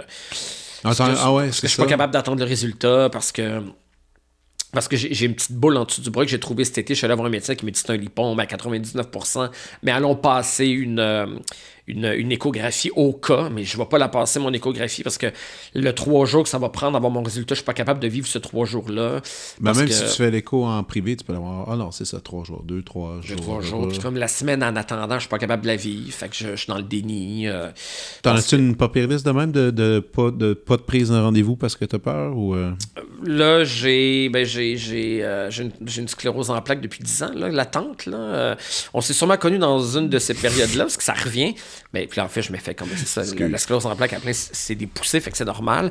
Là, j'ai comme une espèce de brûlure sur la cuisse depuis le début de l'automne. Fait que dans ma tête, c'est une poussée de sclérose en plaques. Puis là, je vais pas aller voir le médecin parce que je vais pas embarquer dans le cycle des IARM, puis tout ça, puis les examens. Puis, fait que c'est ça. Tu sais, autant que je gère sur le point de vue travail, mais j'ai comme des failles de même, puis comme je pars dans des tourbillons en lien avec la maladie, puis comme là, c'est le temps des fêtes, toute mon angoisse, puis là, c'est un détail, je regardais sur TikTok quelqu'un qui vend une boule de Noël en disant « Mettez dans votre boule de Noël vos souhaits pour l'année d'après. » Je suis comme « Mon Dieu, vous êtes présomptueux, vous pensez que vous allez être là l'année prochaine, puis comme ce qui s'en vient va tellement être épouvantable que quand vous allez ouvrir votre boule l'année passée, vous allez dire « Mon Dieu, je savais pas que j'allais perdre ma main, j'allais perdre une jambe, pourquoi? » C'est ça, c'est dans des... Tu vois, c'est là l'anxiété. Là. Tout est dark. Sur scène, tout va bien, je contrôle, je suis tout seul dans ma loge, j'affronte le public, c'est comme tout va bien. Mais après ça, c'est ça. C'est après, comme il y a la mauvaise nouvelle, puis à la fin du monde qui est tout le temps sur le bord d'arriver. Puis, ouais, ça c'est vrai. Mais c'est ça aussi, le problème avec ton travail, c'est que tu es obligé de lire les nouvelles. Ce qui est vrai, il faut que tu sois au courant de tout ce qui passe pour pouvoir le commenter, pour pouvoir le ridiculiser, tout ça. Ouais. Donc, tu peux pas... Donc, c'est quand même un ramassis de mauvaises nouvelles, gêné à 99%. La bonne nouvelle GM, elle n'existe plus, hélas. Non. Elle était là, mais bref, OK. Je comprends. GM. Tu viens de ça? Ben oui. Ben là... Ben oui, à TVA, puis c'est jamais une nouvelle intéressante. Non, M. Poitras a ramassé telle affaire dans son comté à Drummond. Programme, comme telle usine vient de donner un nouveau programme à ses employés où on va boire un café chaud à 10h le match. Mais elle me rendait de bonne humeur quand même, cette nouvelle-là. Mais c'est sûr, ça faisait changement de... Il y a quelque chose à faire avec ça. OK, parlons de sexualité. Le segment sexy. Si t'es à l'aise, t'es-tu à l'aise? De parler de sexualité? Ouais, mais de la tienne, là. OK, on y va. Alors, pour toi, c'est un oui, ça? Ouais. C'est un gros oui. Non, écoute, un souvenir, une affaire que tu m'avais dit, puis ça m'avait fait tellement rire. Je disais, quand vous étiez dans le pic de pogner à la soirée, je disais, hey, vous autres, à la fin des shows, ça doit être l'enfer, les fans qui viennent voir, puis... Ou tu sais, disait, étrangement, pas vraiment pour moi. Ouais. Olivier, non. Ben, il y avait Fred Savard. Ah ouais, il y en avait plein, évidemment. Ouais. Puis toi, tu disais, il y a toujours 2-3 filles qui ont comme pas trop compris ça. puis qui sont en ligne. Mais il y a même plus ces 2-3 filles-là, en plus. Je pas zéro. Puis je me fais souvent... Ben non, toi, c'est comme t'es... Puis il y avait comme ce running gag, puis c'était une énormité de dire ça à Radio-Canada. Mais je disais souvent à la soirée, je disais, on veut rire avec Jeannot, mais on veut pas fourrer Jeannot. Mais c'est gros, mais c'est un peu vrai, tu sais. Pas une fois. Zéro, là. Tu sais, puis les gens viennent me voir après le spectacle, puis j'ai des commentaires, j'ai des affaires, mais il n'y a jamais un début de commencement d'ambiguïté, là. Mais l'ambiguïté... si t'es à l'aise qu'on en parle. Non, je veux dire d'ambiguïté sur des gens qui seraient peut-être intéressés à autre chose que ça. Que ce que je propose, là, les blagues et les spectacles. Là, Par ta styliste, mets-toi des affaires plus serrées, je sais pas. Non, surtout pas. C'est mon combat de pas trop être serré, tu sais. Arrête. Mais non, mais ça arrive à parler que... tu sais, moi, il y a longtemps, je t'avais déjà dit, tu sais que le monde ne savent pas ton orientation sexuelle, tu sais. Ben, au début. Mais même encore, il y avait un bout que ça a duré, puis même toi, tu disais, je pense qu'ils comprennent pas l'émission quand je parle. Mais je pense, c'est que c'est pas des fans. Ah non, mais non, c'est vrai, il y avait... Hey, je me souviens, là, des fans qui venaient au Roger. Puis là, à un moment donné, j'avais lancé un concours, genre, je voulais comme me matcher pour Noël. Puis j'avais vraiment, comme ces filles-là m'avaient écrit, hey, pour vrai, on a tellement en commun, on pourrait écouter des terres humaines ensemble. Puis là, je revenais la semaine d'après, je suis comme, OK, ils ont pas compris que je suis plus mode du stade olympique que d'une de machin. Puis tu sais, comme au début, c'était comme très subtil. Ouais, c'était subtil. Après ça, c'est devenu, là, zéro subtil, mais il restait quand même de ça, des gens qui comprenaient pas. Puis j'ai tout le temps aimé le faux mystère, c'est-à-dire jouer le personnage du gars qui pense qu'on le sait pas, puis qui dit des énormités, puis qui fait... Je trouvais ça plus payant que de pour faire rire. Pour faire rire, c'est ultra payant. C'était comme un ressort comique différent que d'être Alex Perron, que d'être... qui étaient des créneaux qui sont déjà occupés. Je trouvais que c'était intéressant de faire le gars un peu naïf qui fait comme... Hey, moi, mais que tout le restant crie l'inverse. je trouvais ça intéressant comme proposition. Je pense que ça a marché. Puis le public jouait aussi avec ça. Tu sais, quand il m'écrivait, des fois, c'était comme... Il jouait aussi les 28 ou les... Oups, je voulais plutôt dire ça. Ou, ça, c'est comique. C'est le fun. Tu sais, c'était différent, je pense. Ouais. Puis c'est différent, puis en même temps... Mais en même temps, je pense que ça a dû amener une certaine... clairement, de la confusion pour certains. Ben, visiblement, oui. Visiblement, mais c'est vrai que t'aimes ça. Mais t'aimais ça sur un point de vue humoristique, mais dans un point de vue réel, je veux dire, c'est un peu... Est-ce que c'est déjà arrivé, justement, qu'il y ait des gars qui font, je savais pas. Non. Non, ça, c'est clair? Non, c'est clair. Quoique moi, non, parce que moi, j'ai plein d'amis de gars qui ne savaient pas. Pour moi ou pour toi? Pour moi? J'ai plein d'amis de gars qui me disaient... Pour vrai? Voyons. La quantité, c'est drôle, ça en est ridicule. OK, bon, mais d'abord, il y a une lecture que je fais pas, mais... il y a quelque chose, En tout cas, fini la sexualité, on passe à la prescription. Oui.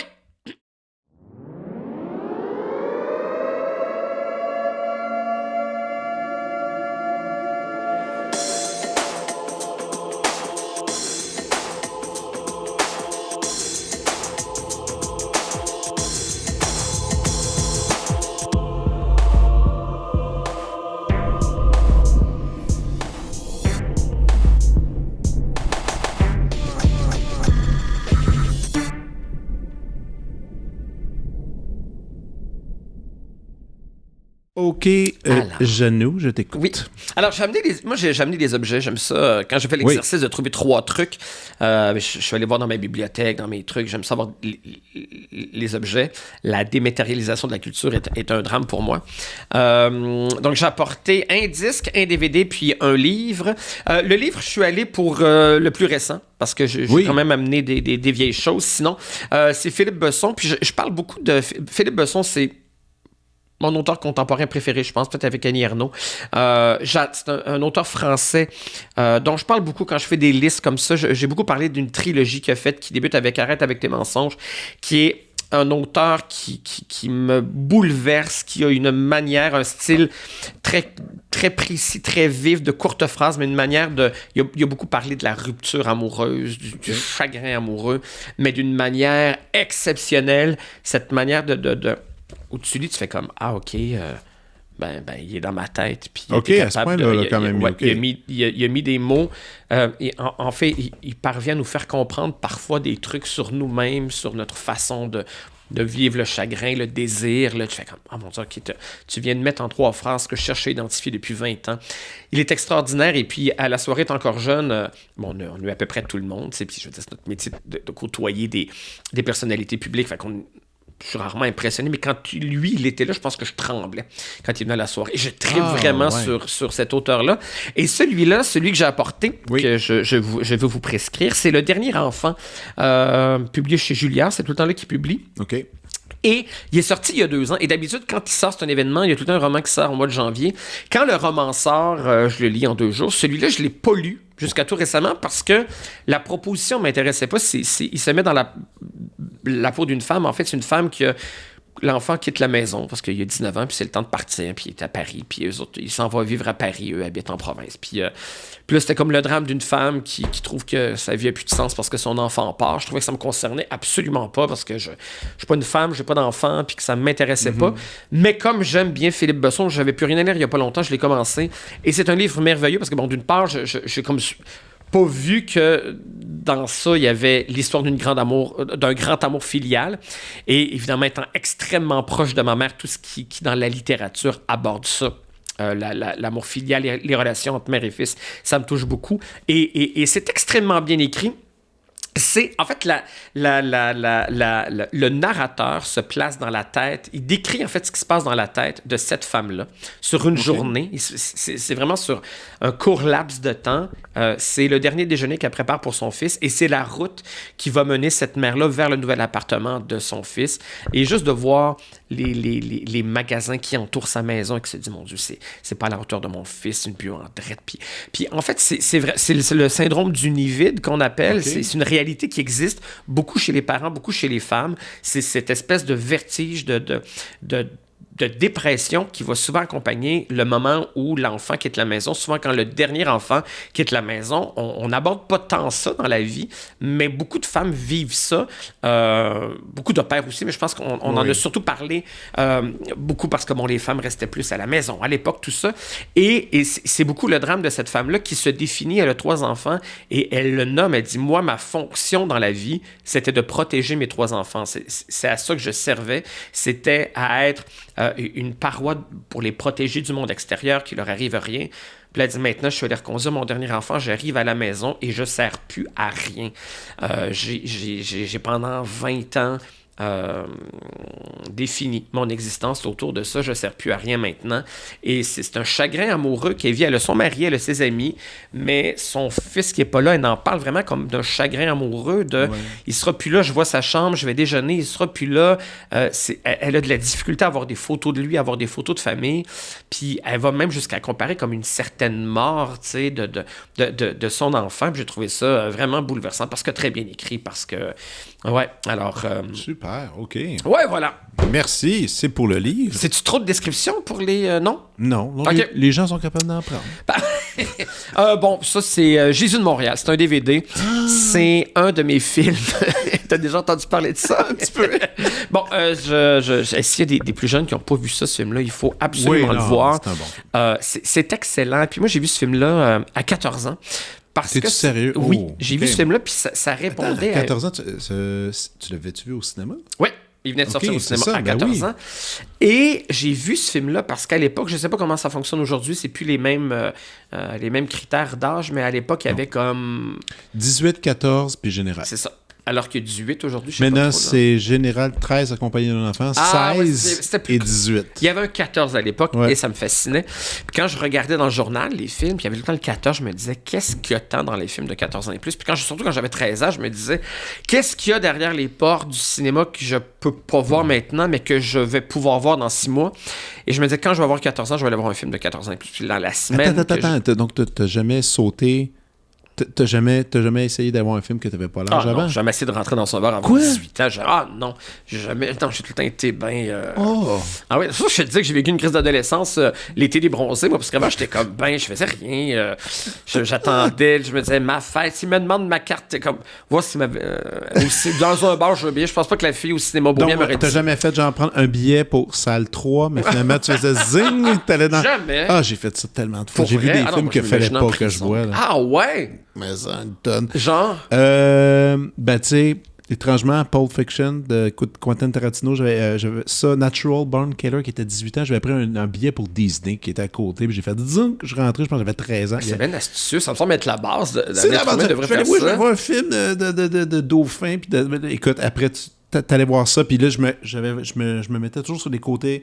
Je me penchais pour être certain de ne pas me faire voir un petit hoodie comme ça, pas trop louche. Puis là, je voyais des films. Écoute, c'était ben trop violent. Ça. J'ai jamais pensé... Tout le monde doit faire ça. Je pensais que j'étais comme super intéressant avec mon histoire de... Ben ça, c'est le premier que j'ai vu à 14 ans. Mais c'est super touchant, parce que c'est super légal. J'ai encore aujourd'hui la naïveté de penser que c'est comme ça. J'ai jamais pensé que c'était tellement légal. Bonjour, voici ma carte, j'ai 14 ans. J'espère qu'elle va me le demander. Je vais lui montrer que j'ai l'âge de voir Jésus de Montréal, tu sais. J'avais même pas entendu parler du film. Puis c'est comme l'affiche est pas belle. C'est zéro attractif pour un ado ça de 14 ans. Ça donne pas envie d'y aller. C'est un cœur fait à la main avec comme des petites lignes qui fait comme le cœur irradie. Je sais pas trop où il bat. C'est comme des rayons de soleil. J'y vais. J'y vais juste pour ça. Et c'est fascinant parce que c'est un film tellement dense. Je veux dire, le texte a des références à tellement d'affaires. À Hamlet là-dedans, Shakespeare, un paquet d'affaires. À la religion, bien sûr. Tout le monde est bon là-dedans. Tout le monde est bon. T'as Robert Lepage là-dedans. T'as de grands acteurs. Le Terre Bluteau. Et donc, c'est un jeune acteur sans travail qui se fait demander par l'Église de jouer la Passion sur le Mont-Royal, mais lui, il travaille à partir de textes sur de nouvelles connaissances sur l'Évangile, puis évidemment, ça bouleverse beaucoup la production, la tout ça. l'histoire, tout Ça avait puis gagné un le- paquet pas. Ça avait Ben oui, été ça prix l'a- du jury à Cannes, C'était nominé aux Oscars. extraordinaire. Ah non, C'est c'était... grand. Puis là, il y a comme tout le Bluto, celui qui joue Jésus, comme sa vie comme va ressembler de plus en plus à celle de Jésus. C'est brillant, puis il y a plein de ruptures de ton, ça devient burlesque à un moment donné, c'est drôle, c'est sérieux, mais ça marche, une cohésion. Puis c'est drôle parce que je le réécoute aujourd'hui, puis je me dis, mais à 14 ans, il n'y a rien que je pouvais comprendre là-dedans. C'est tellement... il y a tellement de références culturelles, il y a tellement de réflexions, mais il y avait des aspects drôles, il y a une caricature de plein de milieux, je reconnaissais l'imitation de Renaud Miroir, puis de Francine Grimaldi qui s'en vont manger à l'Express, puis comme, il y a des affaires super drôles là-dedans, puis il y avait des choses que je trouvais bouleversantes aussi, puis il y a des phrases que j'avais retenues, comme il y a Catherine Wilkening, c'est-tu Catherine Wilkening, je pense? Je sais pas. Elle couche avec... c'est Joanne-Marie Tremblay qui couche avec un curé, qui est Gilles Pelletier, puis lui, il est comme dans le confort, il fait comme non, je veux pas partir avec toi parce que je suis un vieux curé, ils vont me donner 50$, j'ai pas d'autre vie alors que je me l'ai fini comme. Puis elle y avait crié dans l'église, elle y avait crié. Ben, c'est l'oratoire, je pense. Oui, à l'oratoire. À l'oratoire, il y avait crié « Ça peut pas être ça, la vie, attendre la mort le plus confortablement possible. » J'avais 14 ans, je fais comme « Wow, quelle belle phrase. » Puis on dirait que c'est un de mes mantras dans ma vie. Je suis comme hey, quand on est trop confortable, ça peut pas être ça. Puis ça vient de ce film-là quand j'avais 14 ans. Ah, ben tu vois, des fois. Puis, ça avait bouleversé ma vie. Mais t'es un fan des films... T'aimes bien les films de Denis Arcand? Ça varie? Les premiers, j'ai aimé Jésus, le déclin, tout ça, mais non. Les dernières années, non. Puis la bande-annonce est sortie. Jour de l'enregistrement aujourd'hui, la bande-annonce. Je l'ai pas. Elle est sortie aujourd'hui. Ah ouais, je l'ai pas regardé encore. On dirait une bande-annonce de Like Moi. On dirait que c'est comme Like Moi qui ont fait. Pas Like Moi, c'est la même affaire. Mais c'est pas le Club Soli, je voulais dire. Ouais, Club Soli. Club Soli, c'est comme ils se font comme des ça a l'air d'être ça va peut-être être bien bon, je sais pas, mais j'ai pas beaucoup confiance d'après la bande-annonce. On verra. On est ouvert, tu sais, mais tu sais, c'est l'histoire d'un vieux professeur qui est comme tanné des revendications, qui est comme tanné du féminisme, comme tanné de... Fait que ça va être un... Mais bon, il y a le droit, c'est une parole et tout, on va voir. Mais je suis plus fan des premiers Arcans, les vieux films. Gina. Ah ben oui, exactement. On dirait que c'est jusqu'à Jésus de Montréal que je l'ai beaucoup aimé. Après, je me souviens pas d'avoir eu des gros... d'amour là-dessus. Non, je peux comprendre. Ouais. Cool. Et pour terminer, je vois... C'est très... Qui est-ce? Je voulais pas me la... je fais comment? Non, je t'amènerai pas l'affaire. J'avais besoin, on dirait, de parler de Céline cette semaine. Je suis pas sûr que... Mais elle va pas bien. Elle va pas bien. Puis au moment de l'enregistrement aussi, on a appris il y a 3 jours qu'elle avait la maladie du corps raide. Moi, ça m'a bouleversé beaucoup. Moi, je suis un grand fan de Céline depuis que j'ai 12 ans, depuis Eurovision, Ne partez pas sans moi. Ça m'a affecté. Ça m'a... OK. Oui. Tu ris de moi. Non, ça m'a affecté parce que, c'est ça, depuis que je suis tout petit, je veux dire, chaque moment de ma vie a été accompagné par un album de Céline. Ça va me rappeler un paquet d'affaires. Je veux dire, ma première relation sexuelle, je l'ai eue sur l'album S'il suffisait d'aimer. Bon, on revient à ça. On revient à ça, comme si c'est moi qui avais décidé pour parler de sexe. Je me souviens, cette première relation sexuelle-là... OK, continue. C'était où? J'étais mon ami chez Jade Bérubé, puis après un party, mon ami fourrait avec ça. Ben, je disais, avait de la sexualité avec sa blonde pendant que moi j'avais ma première sexualité à vie sur la chanson Terre. Et c'est magnifique parce que Terre, c'est-tu ça? Non, c'est sur l'autre album, je pense. Ouais. Terre, ici le pavillon bleu, car ce soir. Ah non, mais allez écouter la chanson Terre, qui n'est pas très connue. OK, donc tu avais ta première relation sexuelle. Ma première sexualité sur Terre. Tu chantais les mots en même temps? Ben non, mon Dieu, surtout pas. Non, c'est parce que cette relation-là qui n'était pas juste sexuelle, que ça a été comme un petit couple qui n'a pas duré longtemps. Ah ouais. Mais notre lien, c'était notre passion de Céline. OK. Ouais. C'était pas un gros quétaine, c'était un gars brillant et télo qui aimait Céline. Fait que ça, je trouvais ça cool. T'sais. OK. C'est ça. C'est ça. Fait que je fais ça. C'était quand ça? C'était il y a 3-4 ans? 5 ans. Non, c'était à l'université. Mais c'était tard quand même, l'université. 19-20 ans, je pense. Ouais. Ah, moi aussi, c'était ces âges-là. Ah ouais? Moi, j'étais sur le tard. Pas vite, mais moi, j'avais toute une affaire judéo-chrétien en tête qui me bloquait d'aller dans ces chemins-là. Ouais. Trouver la bonne personne, que ce serait la seule personne avec qui je ferais cette chose. Et finalement... Pour la vie? Ouais, non. J'ai servi à la messe, moi. C'est intéressant, ça. Ouais, mais là, ça a pas mal disparu, là. Mais de mon corps, tout ça. Mais pour vrai, j'avais comme tout un idéal tricoté en tête. Mais donc, c'est arrivé sur le tard. Ce qui fait que... Puis, étrangement, OK, peut-être tu peux me dire là-dessus. Moi, je suis content que c'était tard, en y repensant. Ouais. Parce que c'était comme plus cool, puis en même temps, tout le monde avait bien plus d'expérience que moi. Parce que je me suis fait guider là-dedans, parce que c'est vrai, tu t'es je fait prendre par la comprenais main. pas de ce qui se passait. Ouais, mais c'est quand même gênant. Quand on commence tard aussi, on est un peu inadéquat. On fait comme, mon Dieu, on va tellement ennuyer les gens avec qui ça arrive. Là. Ouais, mais ça prend pas très de temps, ça prend pas beaucoup de temps. Ah non, t'as pogné ça vite, toi? Ah, toi, hein? Ah non. Non, ça a pris plus de temps. Ah ouais? Ouais. Ah ouais? C'est pas attrapé. Non, j'étais comme, excuse-moi, attention, oups. Non, je valais pas cher de la livre, moi.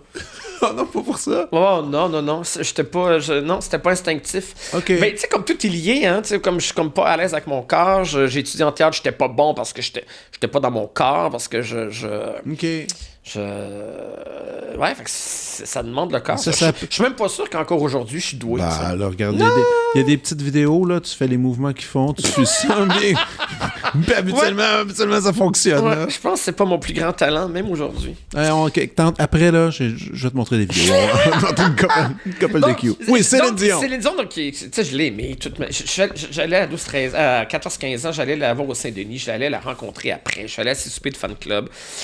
Des soupers de fan club? Oui, soupers de fan club oui. de Céline Dion, au sol de l'église Saint-Denis. Il y avait des concours de sosie. On mangeait du Nichols, parce qu'elle était actionnaire à l'époque du Nichols. Puis en tout cas, bon, c'est une grande histoire d'amour avec Céline. Et... ben c'est ça. Pour vrai, la perspective que... L'album que tu nous montres en ce moment, c'est... C'est deux. En fait, j'aurais pu apporter... J'ai hésité entre lui puis Let's Talk About Love. C'est comme l'album francophone, l'album anglophone, qui sont sortis à peu près en même temps. Et c'est la montée de Céline. Et c'est les deux meilleurs albums de Céline qui sont sortis la même année. Ils sont meilleurs en anglais, ils sont meilleurs en français. C'est... Céline à son meilleur. 2, évidemment, Jean-Jacques Goldman qui a des grandes chansons là-dessus. Et moi, je crois pas que Céline Dion va refaire son métier un jour parce que... J'ai l'impression que non. Moi, si on est honnête. Si on est honnête, et si... Bon, j'écoutais sa vidéo, elle disait là, je m'entraîne pour être capable de vous retrouver. Puis là, bien, évidemment, on a fait des lectures. Puis les journalistes, évidemment, sont allés vers des gens qui ont cette maladie-là, malheureusement. Puis on se rend compte que c'est épouvantable parce que ça peut revenir à tout moment. Puis il y a une Québécoise qui l'a, tu sais, elle fait comme... je ne vais même plus manger au restaurant. Là, comme un moment donné, ça fait un petit bout que ça va bien. J'entends un bruit, il y a un klaxon dehors, dans la rue, je suis au restaurant. Je bloque sur le... Faut qu'on me sorte parce que je suis raide pendant 8 heures. Je sais pas. On parle d'un klaxon. Quand elle est sur scène, sur scène, l'applaudissement est sollicité constamment. Mais avec les moyens qu'elle a, elle va peut-être avoir accès aux meilleurs, aux plus grands spécialistes de ça qui vont peut-être trouver un moyen alternatif. Mais par contre, imagine si elle revient. Mais moi, je pense, je sais même pas si j'irais. Je serais tellement sénère qu'elle redisse en plein milieu d'une chanson. Je veux pas tellement... Je veux pas l'avoir redit. En plus, c'est ce que chaque chanson, il va regarder comme on dit, ok, correct. Elle a serré. Après, ils sont pas trop forts. Puis en plus, c'est ça, Céline, c'est pas une chanteuse avec un stool. Je veux dire, c'est une présence sur scène, tout ça. Non, mais c'est une présence que tu comprends même pas. Parce que non, ma blonde puis ma soeur, ils ont fait la tournée avec elle quand ils étaient Centre Bell, puis Québec, puis ils se prenaient. Je pense qu'ils ont fait comme 30 shows, une affaire qui n'a pas de bon sens. Les deux me disaient, chaque soir, le show s'allonge un peu de 1 ou 2 minutes. Puis à la fin, puis elle dit, puis elle en donne plus. Puis plus. Elle dit, c'est comme, il n'y a pas de fin. Puis elle dit, chaque soir, tous les musiciens pleurent sur la scène. Parce que c'est trop intense. Elle dit, on jouait, puis elle dit, puis là, elle confie de quoi? Puis elle dit, elle se retourne, elle nous regarde, puis elle dit, c'est too much. C'est too much. Moi, 40 ans, ce régime-là, t'imagines-tu? Puis elle finissait le show. Puis après, elle faisait des entrevues. Après, elle faisait des entrevues avec tout le monde. Écoute, aucun sens. Moi, je fais 1h30 de joke à Dolbeau, puis je veux pas aller au restaurant après, je suis trop fatigué. Je suis plus capable. Elle a une énergie. Ça se peut pas, tu sais. Non, c'est ça. Mais c'est pour ça que je te dis que si elle revient, écoute, ça va de ça. Non, mais là... Mais écoute, moi je suis genre à croire qu'elle va revenir. Je pense qu'on va faire des galas où on va faire des trucs spéciaux. Ouais, mais ça va être... partira pas en tournée mondiale. Comme ça, non, ça se peut pas. Je suis pas sûr que je vais la revoir sur scène. C'est des gros shows, c'est long. C'est des longs shows. C'est super généreux. Elle commence une couple de tunes, des hits, nouvel album, puis après Man, une chiure de hits après. C'est vraiment... C'est super tough comme métier, là, on s'entend. Puis j'ai écouté dans ma voiture la journée que j'ai appris, puis j'écoutais dans mon char, je revenais d'un spectacle justement, puis j'écoutais, puis là j'avais cette voix, tu sais, puis parce que au-delà du corps, la voix peut être atteinte aussi, évidemment, tu sais, puis je fais comme, mon Dieu, s'il fallait que, je fais comme, on peut pas attaquer les cordes vocales de Céline, c'est pas... Puis là j'écoutais sur son dernier album francophone, elle reprend Ordinaire de Charles Lebois, et d'écouter Céline avec sa voix chantée ordinaire, avec ce qu'elle vit présentement, ça m'a bouleversé. Elle écoutait Ordinaire. Le texte est un petit peu adapté. Oui, il a été un peu modifié. Par Mouffe. Et qu'elle parle du moment où elle va laisser sa place parce que... ça va peut-être être là, finalement. Parce que c'est ça, parce que... à un moment donné, le corps va lâcher, que c'est juste une femme bien ordinaire, alors qu'on pense qu'on la voit juste comme une déesse, mais que... Amen! Amen! Amen! Tout le sens que ça prend, c'est... J'ai oublié mon tour d'entrée, sa voix, c'est... Ah ouais, ça m'a vraiment... C'est malade! C'est capoté! Ça m'a bouleversé, ouais. OK. C'est un grand talent. Ah mon Dieu, tout là-dessus, puis... non, on va aller écouter ça. Hey, merci. Merci de l'invitation. C'était bien le fun. Puis on va aller te voir en mars avec le décor et les amuseries.